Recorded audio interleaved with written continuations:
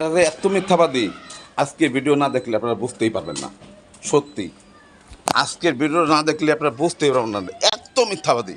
যাই হোক, আমার কিছুদিন আগে আমার শালার জন্য একটি মেয়ে দেখতে গেছি। মেয়েটি বয়সে আমার ছেলের সমতুল্য, বা ছেলের চেয়ে বয়সে কমও হতে পারে, একটু বড় হতে পারে, তো বাচ্চা মেয়ে, বুঝতেই পারছেন।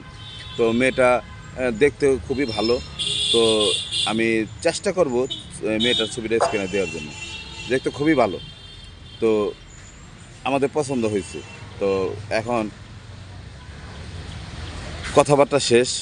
জানেনই তো, হিন্দু ধর্মের মধ্যে কিছু একটা মানে লেনদেন বা কথাবার্তা কিছু একটা থাকে, যে বা কীভাবে বিয়ে শাদী হবে বা দিন তারিখ, এই ধরনের একটা কথাবার্তা বললাম। তো বলা শেষ। তো আমরা ওই মেয়েটিকে আশীর্বাদ করে আসছি। তো আশীর্বাদ যেহেতু করে আসছি, তো আমাদেরই একটা ফ্যামিলি মেম্বার হয়ে গেছে সে। তো আশীর্বাদ করে আসলাম শুক্রবার দিন। শনিবার দিন গেল, রবিবার দিন বেলা 3টা বাজে ওর সাথে কথা বললাম যে কেমন আছো। শালার বউ, এই একটু মানে কেমন আছো, এইটাই কি করলাম। আর আবার বেশি অতিরিক্ত কথা বলতে পারেন এই কারণে, কারণ আমার আমার ছেলের সমতুল্য বয়স, এখন নিজের তো একটা মান সম্মানে বাদে। তাই যাই হোক, ওকে বললাম। তো আমার ওয়াইফ এবং আমার 2 শালায় গেছে মার্কেটে। হঠাৎ করে আমার শ্বশুর ফোন করে যে খবর শুনছেন। আমাকে কি কয়, কি ওই মেয়ে তো বাইকে গেছে গা। আমি কি বলেন এই কথা? কথা শুনে মাথাটা হ্যান্ড হয়ে গেল যে এত ভালো জানলাম, মেয়েটাকে আমি এত ভালো বললাম আর মেয়েটা ভেঙে গেছে। পরে যখন খবর নিলাম, সত্যিই তাই, সত্যিই তাই। তখন মেয়েটার বাবার কাছে ফোন দিলাম, বললাম যে আপনার মেয়ে কোথায়? আমার মেয়ে বাসায়। তো আমি আপনার মেয়েকে মোবাইলটা দেন। 1 ঘন্টা পরে দিচ্ছি।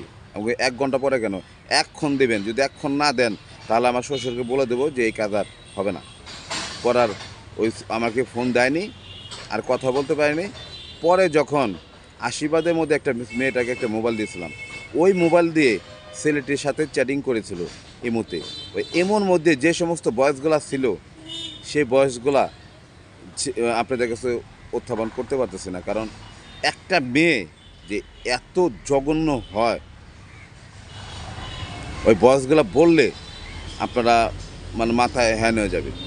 তো মেয়েটি তারপরও বলতেছে যে আমাকে কি দোষে আপনারা আমাকে রিজেক্ট করলেন? আমার দোষ কি?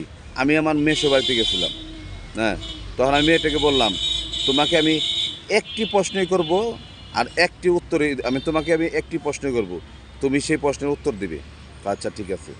তো মেয়েটির ভয়েসটা আমি রিপ্লে করে ওই মেয়েটাকে শোনালাম।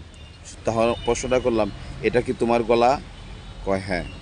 তো লাস্ট বললাম, তুমি লাস্ট তোমার কি কিছু বলার আছে? তো মেয়েটি বলছে ঠিক আছে। মেয়েটিকে আমি বললাম যে লাস্ট তোমার কি কিছু বলার আছে? মেয়েটি বলল যে আমাকে মাফ করে দিন। দেখছেন কত খারাপ মেয়েরা।